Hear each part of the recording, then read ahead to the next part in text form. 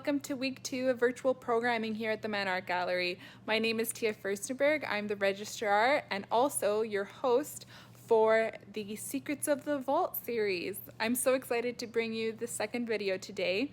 If you haven't watched the first, I do give a tour of all this fun stuff behind me, so go check that out on the Man Art Gallery's Facebook page or YouTube channel.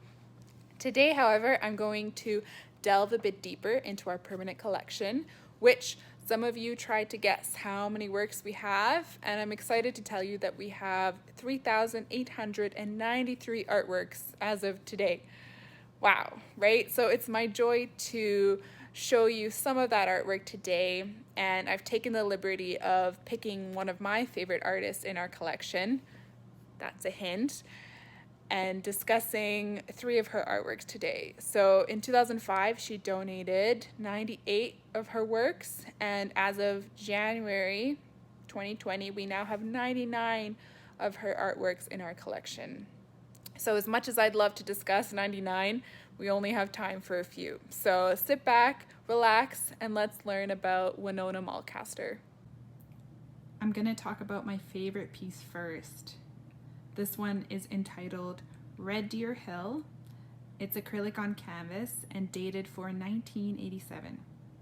So Mulcaster was born right here in Prince Albert, Saskatchewan in 1915.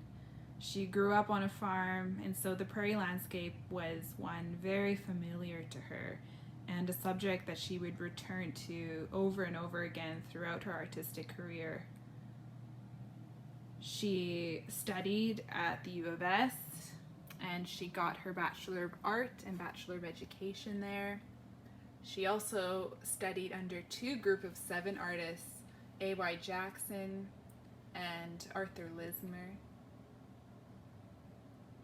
She then went on to become an arts educator in and around Saskatchewan, teaching in Prince Albert, in rural areas, and also being a part of the faculty at the art department at the U of S for a number of years. She was also one of the first artists to attend an Emma Lake workshop, and she attended faithfully from the late 1930s to the 1990s even. Mulcaster loved how art was its own language, that it was a vessel of communication. She believed in the subjective expression of the representative, meaning that she believed that each person experienced the world around them uniquely and differently, and that art could give you the power to portray what was seen and also what was not seen. So energy and emotion and feeling. Moving on, this piece is entitled Meeting. It's acrylic on canvas and dated for 2002.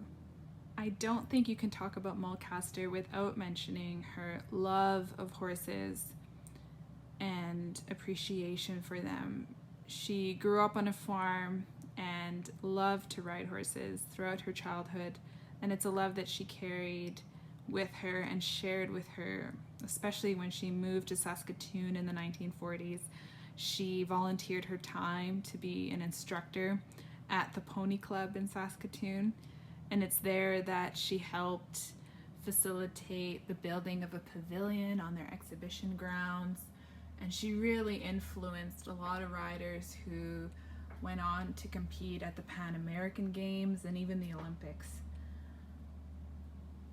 In 1994, she was actually inducted into the Saskatoon Sports Hall of Fame. And obviously her love for horses made its way into her artwork, and we have various pieces depicting these beautiful animals. The last piece I'm going to talk about is this one. It's entitled Mexico. It's acrylic on board and dated for 1974. In 1977, Mulcaster decided to permanently move to a warmer climate because of her health, and so she packed up and she made the trek all the way down to San Miguel de Allende, Mexico. And that's where she lived for the rest of her days, passing away in 2016. She continued to paint the landscape, and most of these paintings are done either on board or on paper. They're easy to transport and paint plein air, which is painting outside, which she continued to do. These landscapes just look a little bit different than the ones at home. But I'm glad she did, and I'm glad she decided to share her art so that I could share it with you today. And that's all I have for you today. Thank you so much for joining me. I hope you enjoyed learning a bit about Wynona Mulcaster.